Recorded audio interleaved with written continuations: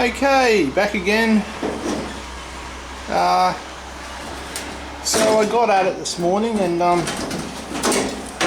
what I've been doing is, move that out of the way, ripping the channel, or what's left of the drip channel off.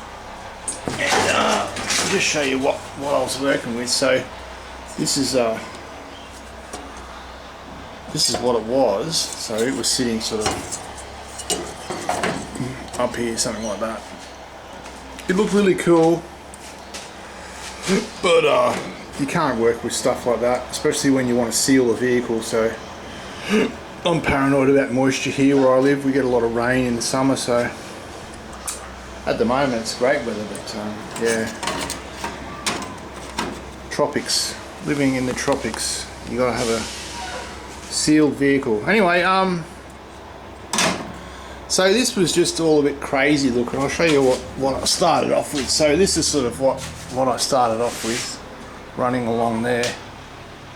And I got inside and I had a look, and I actually measured with my calipers out to where the spot welds were on this lip, and I aimed. I know it sounds simple now, but it took me a fair while to work this out, because there was 3 layers of steel here, and I basically aimed directly in the center of the spot weld. So if you imagine the line of spot welds running along here, I tried to cut them in half, so I split them, and then all I had to do was wiggle this off. That was the only way I was going to do it. I mean, if you think about the length of panel that I've got here to work with, and I've got to go all around the whole vehicle, if I was to drill out every spot weld, and the metal's compromised anyway, so the rust was right up to the spot welds, so most of it wasn't going to get saved anyway. So I just took a decision just to cut straight through, and it was a lot quicker. So that being said, that's what I've done, and that only took me about 25 minutes to half an hour to do that. And I just cut through and then just wiggle them off in sections about that long. I've got a heap of stuff in the bin there, so there's the proof. And this would be a daunting job for most people if they were to do the roof. It would take them weeks and weeks and weeks, I'd say. But I'm not doing that here. This is going to be done quickly. So I've only left myself a little gap, a little lip, but at least it's clean metal. The rest of it was, I'll try and fish out a piece to show you. So that's what I was working with.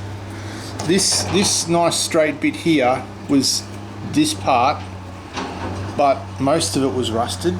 See, that's it there.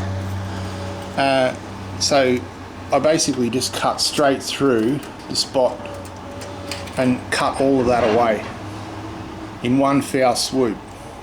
And because the top level was so rusted, I only had a half thickness to cut through, and then I was only really cutting this, so it was probably only about 1.5 mils of thickness to cut through this whole length.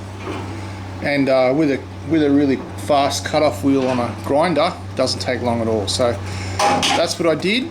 So now I've got a bit of clean metal to weld to. Some of these bits here are a bit punky. I'm probably just going to leave them for now. I'm not going to repair them just at the moment. The priority for me today and tomorrow is to try and get all of this on, and then that'll shore this up. Because if you watch what I'm doing, like, it's quite wobbly, so yeah, getting it a bit more stable is where I'm at. So yeah, that's what I'm going to do. So anyway, just do a quick little